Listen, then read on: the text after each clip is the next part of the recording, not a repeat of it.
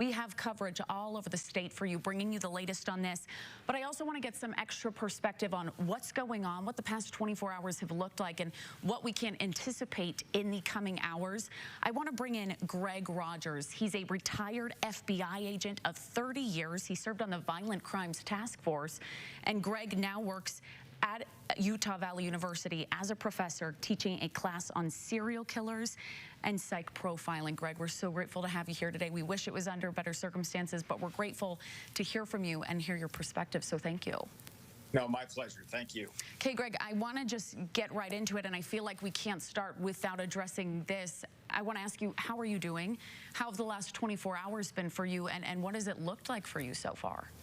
You know, I'm doing fine, but I'm you know, worried about some of my students, and that's you know, they're obviously a little nervous and concerned about safety on campus, and so that's where my concern is right now. Understandably. Have you heard from many of them in the last day? Have they reached out to you at all? Yes. Yeah, I'm try to be as active as possible with my students and let them know that I am available 24 hours a day. I don't work 9 to 5, so they can we have Canvas, and they have my email address. They can reach out for me on Canvas, which is a campus website, so they can reach out for me anytime. And making yourself available at all hours of the day. I mean, you're no stranger to that. 30 years serving in the FBI. Right. From your experience as a federal agent, I'd like you to share with us, if you're willing, when you heard the news yesterday, what went through your mind? Where were you? I was at home and was yeah, just very shocked and very concerned about safety on campus, what we knew about this shooter, and how quickly we're going to be able to apprehend him, because he's a dangerous human being and he's still out in the community. So my first thoughts were, you know, you never get over thinking like an agent. So I started thinking about forensics and what we need to get a hold of real quick to try to track this guy down. And if you're willing, as much as you're able to share with us, what a unique perspective you have working the Violent Crimes Task Force, talking about thinking like an agent. Walk us through what that looks like. You immediately start thinking in terms of forensics, but what can you do as soon as possible to identify this shooter? So you're thinking about cell phone videos of students. You're thinking about security cameras on campus. You're sending people to start reviewing those. We're asking yourself if there were any drones up. I mean, anything you can think of to start trying to identify this guy. And luckily, we had people working that all night, and we've been very fortunate in what they were able to find. This would be a whole different case if this was an individual who was quite frankly, had done better pre-operation and post-operation planning, and we had no idea who he was. We're not in that situation at all. You mentioned, you used the words there, done better. What did he do? Where did he slip up, I suppose, that agents are able to kind of find that extra evidence? We were able to find palm prints. We also found a forearm impression, which is similar prints. He left his weapon in a wooded area right off campus going into a residential neighborhood. And most importantly, he wore a baseball cap and sunglasses, but he didn't disguise his face. He could have easily worn a mask. Thankfully, he didn't. But as you well know, you know, if you're wearing a baseball cap and sunglasses and your friends see you, they say, hey, how are you doing? I mean, they can easily identify you. So that's why that picture of him was released, because people that know him are going to see that picture and they're going to be able to identify him. And I'm hoping we get him identified today. Speaking to that picture, Greg, I have a question for you. We heard the most recent press conference we've heard from officials, from federal agents, was 7 o'clock this morning on this Thursday from UVU campus. Right. They told us at that point they did not have a suspect in custody. They told us they did have video, maybe photos of someone, but they did say they were not going to share those with the public at this time. Right. However, several hours later, we did get those photos, and they say they're asking for help. They want feedback. Does anyone know this man? Can you tell me what may have been the change in that? Why change in just a few hours? What may have happened with that? Well, not what may have happened. I can almost assure you what happened is that law enforcement was making every effort to identify him without that identity going public. Sometimes you don't want to let someone know that you know who they are, because you may be hoping to get some information about where they live, and not letting them know right away that you know where they are and you're coming for them is that's a security and a safety issue. They obviously weren't successful in being able to determine who he was with facial recognition software, things like that.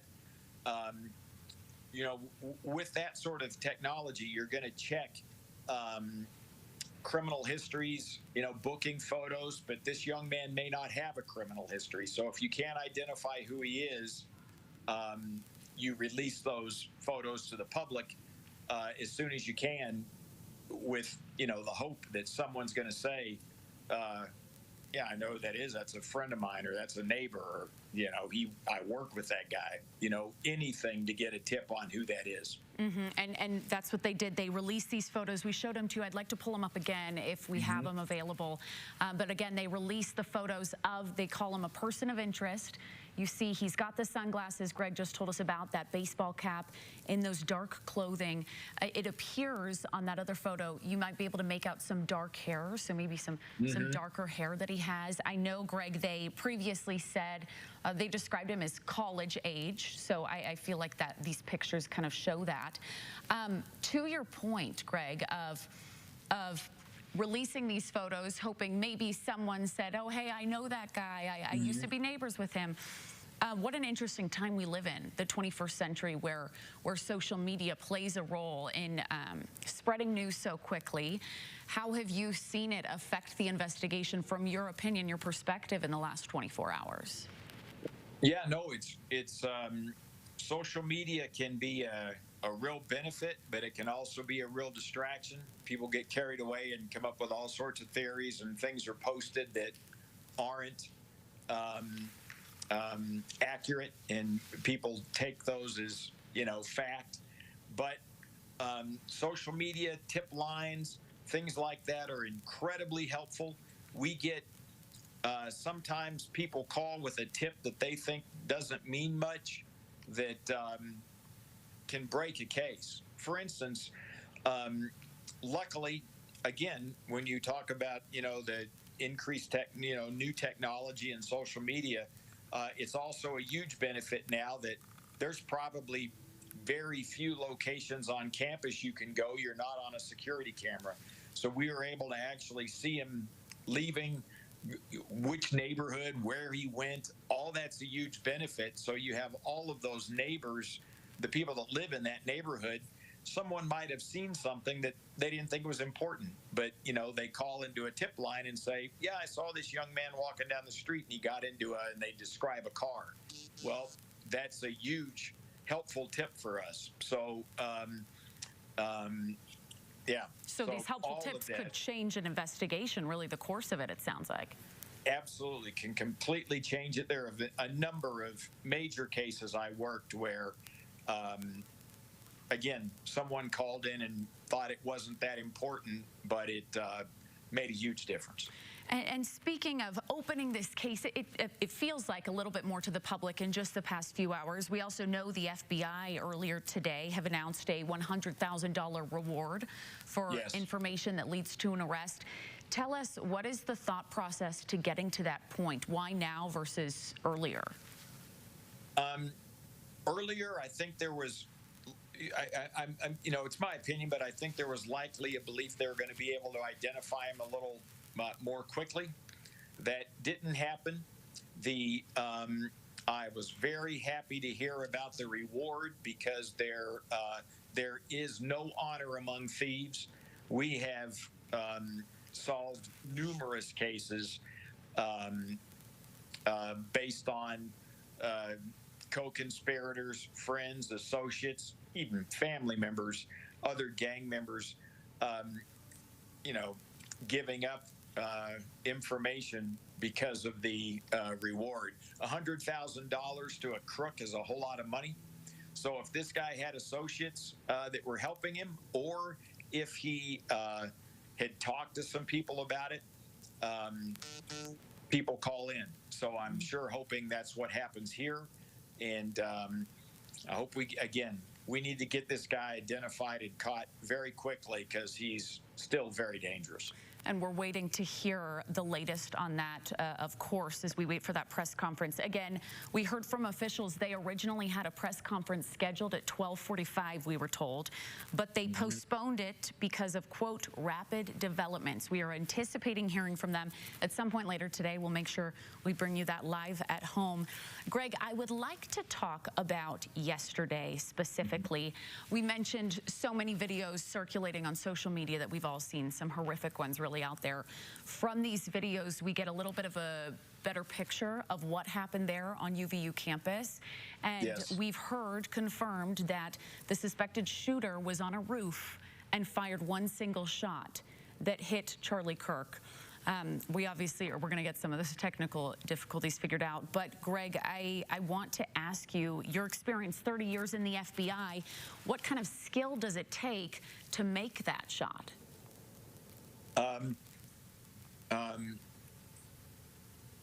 I was a sniper on 4 different SWAT teams, so I know how to take long-distance shots very well. I don't mean to demean this in any way because the result was tragic, but a trained sniper, it is my opinion that he was aiming for a headshot, and he hit him in the neck. That is again, tragically, it was still fatal, but that's a colossal miss. That this guy is not a professional sniper by any stretch of the imagination. A professional sniper at 200 yards literally shoots dots the size of quarters, and it's an easy shot. So again, it's difficult to talk about that because even though he's not that great of a shot, he was successful in what he wanted to accomplish. But that being said, someone with absolutely no experience with a rifle couldn't have made that shot. So this young man has done some training. He's fired a rifle of that caliber and shot targets. So, but he has maybe the skill level of your, average deer hunter. It wasn't a highly professional shot by any stretch of the imagination. And we were told today, as you mentioned earlier, investigators believe he jumped the roof, he fled off campus to a neighborhood through the woods.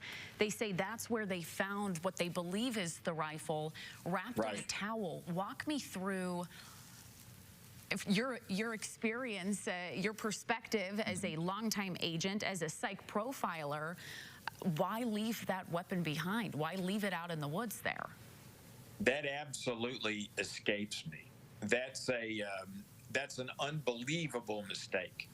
Even you might think, even if he were wearing gloves and he didn't think there were any fingerprints on it or he wiped it down, you can't be careful enough when you're firing that rifle. For instance, your cheek is on it, on the butt. So there's DNA on that rifle. If he's ever shot it before, he probably wasn't shooting it with gloves. I mean, that's a mistake. I have a hard time imagining he did that on purpose unless the reports are accurate about some of the things that he wrote on the rifle and on the cartridges. Perhaps he left it to make a political statement. But again, this young man's no pro. If you wanted to make a political statement, there are other ways to do that besides leaving evidence that's going to forensically hurt you. Greg, we know another big topic, many questions regarding everything that's happened in the last 24 hours have been surrounding specifically the security at yesterday's event. We've spoken with many witnesses, many students, and obviously there are a lot of different accounts and perspectives out there. Some say there was no security whatsoever. Some say they did see armed people there.